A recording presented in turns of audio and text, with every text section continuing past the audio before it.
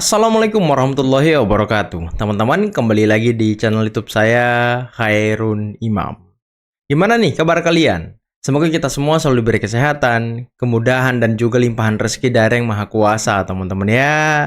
Nah, di video kali ini kita akan melihat bagaimana Profesor Mahfud MD, salah satu anggota Komisi Reformasi Polri bentukan dari Presiden Prabowo Subianto, muncul dengan sebuah statement yang sangat mengejutkan terkait dengan ijazah Pak Jokowi. Dan kali ini, Prof. Mahfud berbeda dengan sebelumnya. Ya, kalau kalian ingat sebelumnya kan Prof. Mahfud menyatakan bahwa Roy Suryo CS itu harusnya tidak bisa jadi tersangka sebelum dibuktikan ijazah ini di PT UN. Tapi sekarang setelah UGM melalui rektornya muncul kembali untuk yang kedua kalinya menegaskan mengenai ijazah Pak Jokowi. Prof. Mahfud berubah lagi teman-teman. Nanti kita simak seperti apa statement Prof. Mahfud ya. Ya walaupun Anda sebelumnya kesel sama Prof. Mahfud, semoga ini bisa menjadi pengobat hati kalian.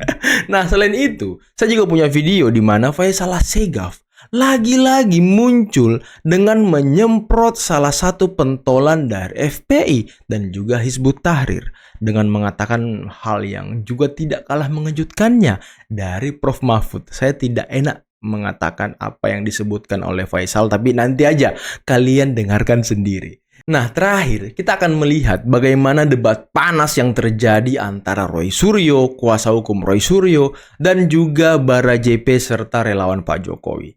Dan ada juga video dari netizen yang ramai-ramai menyemprot Roy Suryo beserta dengan orang besar di belakang mereka. Tapi sebelum kita mulai videonya, jangan lupa like, subscribe, dan share. Dan tanpa perlu berlama-lama lagi, mari kita mulai videonya berikut ini. Itu santun, kelembutan, kasih sayang, pesan damai kan ulama. Karena dia pewaris Nabi. Dia mengajarkan cara-cara kehalusan dan budi pekerti dari kenabian. Kalau udah ulama rajin demo, ulama teriak-teriak, marah-marah kerjanya, main tuduh, bukan ulama. Bukan ulama. Dari perilaku. Wow, keras juga Jokowi telah menerima ijazah asli sesuai dengan ketentuan. Oke, Jokowi telah menerima ijazah asli sesuai dengan ketentuan.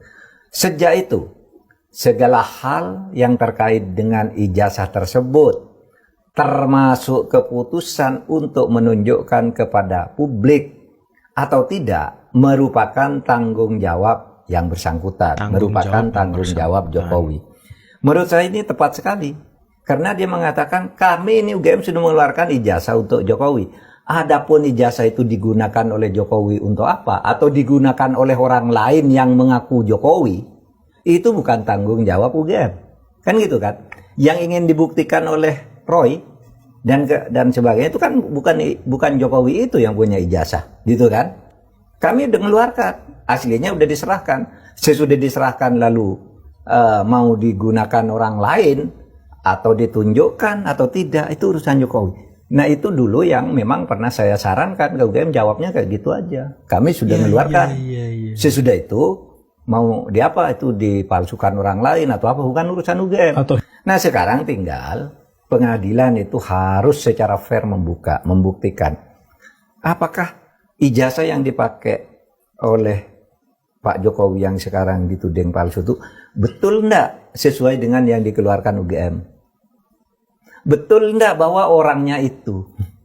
Betul enggak dan macam-macam gitu, itu harus dibuktikan di pengadilan secara fair. Gitu itu harus dibuktikan di pengadilan secara fair. Gitu. Gampang berarti ya kan? Nanti kalau UGM jadi saksi di pengadilan, terus UGM melihat ijazah Pak Jokowi, oh ya benar, ini yang kita keluarkan dulu untuk Pak Jokowi.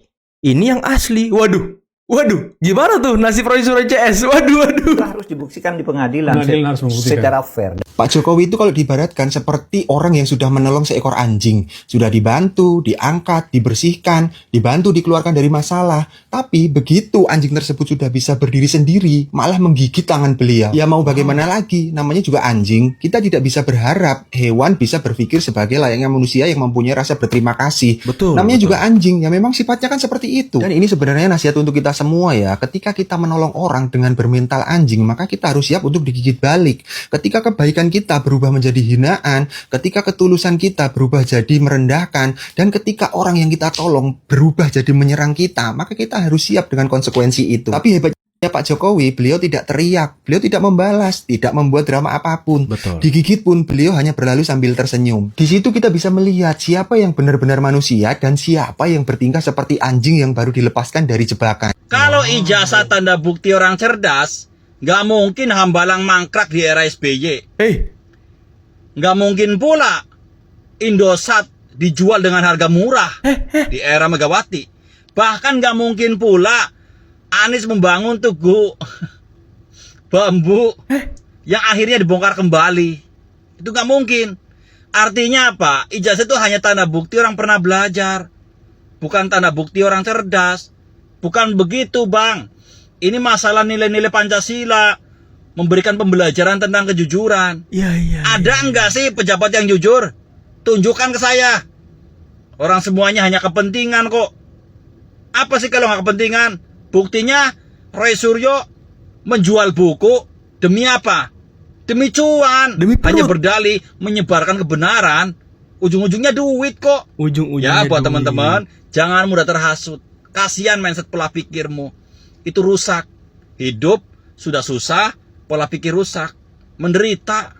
Salam waras ya. Salam waras. Nah, sebelum kita lanjut nontonnya, coba kalian komen gimana pendapatnya tentang dua video tadi. Abang yang menganalogikan Pak Jokowi menolong anjing, dan abang ini yang menganalogikan orang yang punya ijazah gitu ya kan. Coba komen di bawah ya. Palsu dah. Dulu mulutnya. Udahlah. Satu ini. Itu juga mulutnya tutup dulu. Kesempatan. Gak adab tuh. Ini gak adab nih. Gak adab. Tutup dulu katanya mulutnya ya kan. Secara gak adab. Kalau bohong gak usah terusin. Baik tuh. Kasian. Tunggu. Oke. Gak akan terima kebohongan. Oke, Mas lanjut Roy ya. kasih kesempatan dulu. Soal tadi dibandingkan kasus menunjukkan ijazah Arsul Sani dengan Ya. Pak Jokowi, itu sangat berbeda. Mana Saya mau beda? bilang, kenapa Anda sekarang tersangka? Karena pertama ya, mens reanya dapat, niat jahatnya dapat.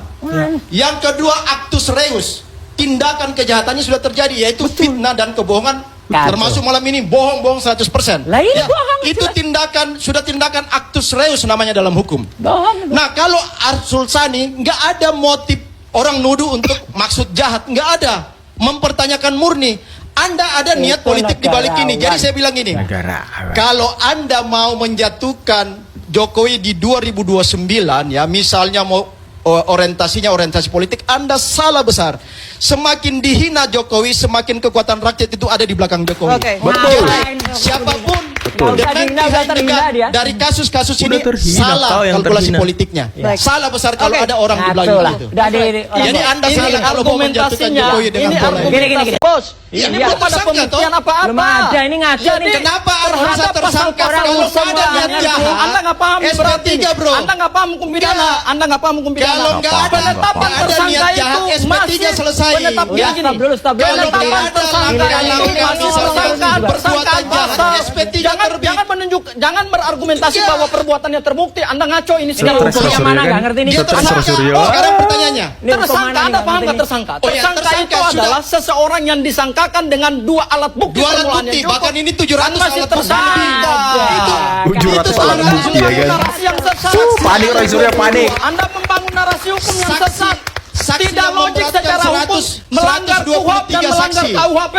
123 Argumentasi Anda saksi. tidak bisa dipertanggungjawabkan secara Loh, hukum. ada 700 Oke. alat bukti, Baik, 123 Baru saksi. persangkaan. Kan tadi kita ada saksi ahli. Baru Tidak. tersangka. Bapak, bukan ini terpidana. kasih. Oke, Jadi baik. jangan Kasih, ngomong bro. unsur Agar pidananya diskusi terbukti. lebih Ngaco tepat, kamu. kita harus Mens jeda. Kami akan reaksi kembali. Tunggu aja pidananya, tunggu. Buktikan dulu. Nggak ada. Pak Jokowi seringkali bermain politik di tepi jurang. Bahasanya Romi ini. Pinggir jurang ya. Iya, tepi jurang. Jadi semua kawan dia ada di situ. Ada kawan yang nyemplung karena kebablasan. Kan begitu kan? Ada yang selamat. Gitu loh. Makanya banyak orang antisipasi. Makanya bahasanya teman-teman politisi ya, ini Pak Jokowi ini begitu punya hitungan yang luar biasa. Contoh kontestasi Pilpres, orang dekat Pak Jokowi itu banyak yang di Mas Ganjar.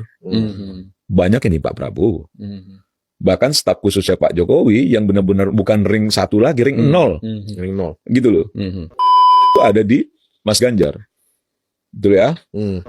Ada di Prabowo. Ini ring 0-nya Pak Jokowi. Gitu loh. Jadi kalau misalnya itu kudeta yang dimaksud itu mengkaitkan Pak Jokowi, dia tidak membaca secara utuh bagaimana cara berpolitiknya Pak Jokowi. Bahwa ketika Presiden Jokowi, Presiden ke-7, itu mundur dari jabatan atau habis masa periode keduanya, itu approval rating beliau itu sekitar 80%-an. 80%. Dengan approval rating seperti itu, beliau memiliki pengaruh politik yang sangat tinggi sekali. Bahkan, beliau yang katakanlah tidak pernah mengucapkan secara langsung bahwa beliau mendukung Prabowo Gibran saja, itu kemudian ya memberikan kontribusi yang sangat signifikan kepada kemenangan Pak Prabowo dan Mas Gibran. Kita masih melihat survei-survei tentang 10 tahun kepemimpinan Pak Jokowi. Walaupun trennya itu sekarang sudah tidak di 80%, tapi sekarang di 75%. Sangat sulit untuk turun, apalagi dalam waktu yang sangat instan. Iya, artinya ada yang tidak suka dengan kepopuleran Jokowi. Ini bukan soal populer lagi. Kalau populer itu apa namanya? Apakah Anda dikenali publik atau tidak, itu popularitas ya. Ini lebih kepada kepuasan publik, disukai publik, dan ini lebih berpengaruh ya daripada popularitas Atau terhadap pilihan politik seseorang ketika dia sudah mengidolakan, menyukai ya seseorang yang dalam hal ini adalah Pak Jokowi. Nah, tentu saja menurut bacaan kami ini dapat mengancam kepentingan politik orang-orang tertentu. Wow, Gitu. siapa Maka tuh? mungkin dikirimlah kemudian bahan bakar buat Mas Roy ini, ya kan? Sehingga kuat selama 1 tahun. Bahkan saking kuatnya itu sampai ke makam orang tuanya Pak Jokowi. Jadi ini bukan soal ijazah lagi. Bukan soal ijazah lagi. Selamat sore dan salam sehat guys. Saya ingin menjelaskan dan sekaligus mengedukasi masyarakat ya tentang orang-orang yang selalu nyinyir ya dan mencoba selalu menghujat Pak Jokowi tentang ucapan bahasa Inggrisnya ya, khususnya ya tentang we walk the talk, not only talk the talk. Jadi ini sebenarnya ya tidak ada sama sekali di sana kesalahan. Oke. Hanya memang logat Pak Jokowi kan memang seperti itu. Karena ada logat dari sananya kan, daerahnya itu. Tetapi ya masyarakat harus tahu itu tidak ada.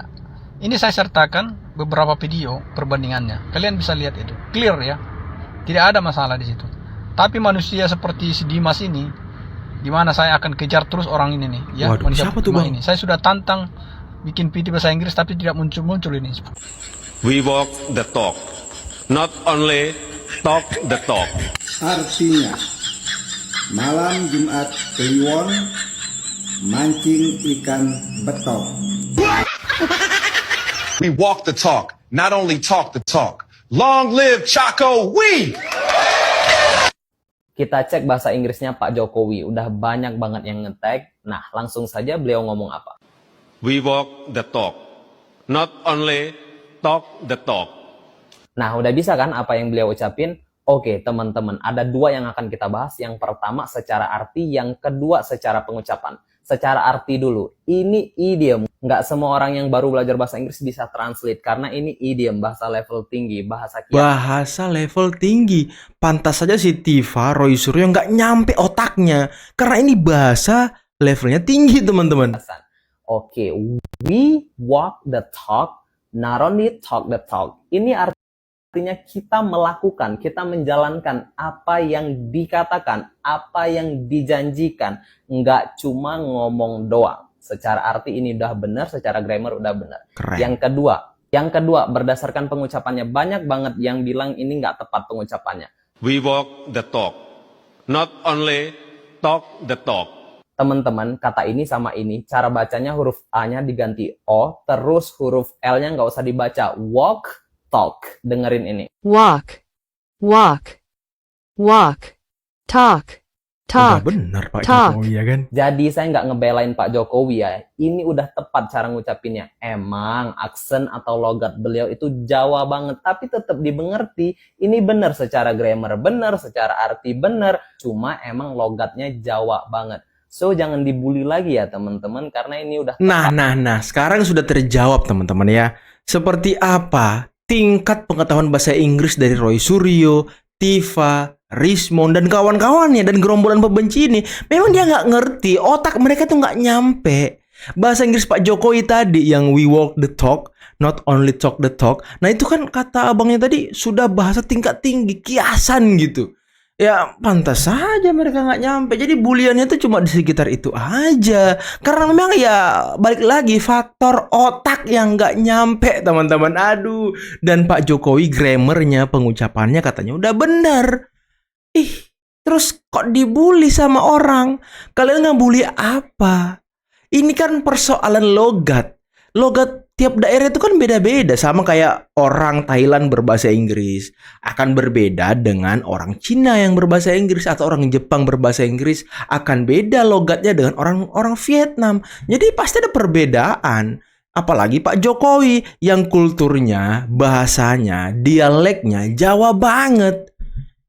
Sedangkan bacaan Al-Quran aja mungkin di setiap negara itu ada logat atau dialek yang berbeda, dan ini hal biasa. Kenapa kalian mempersoalkan talk the talk dan segala macam? Emang kalian bisa bahasa Inggris, ha?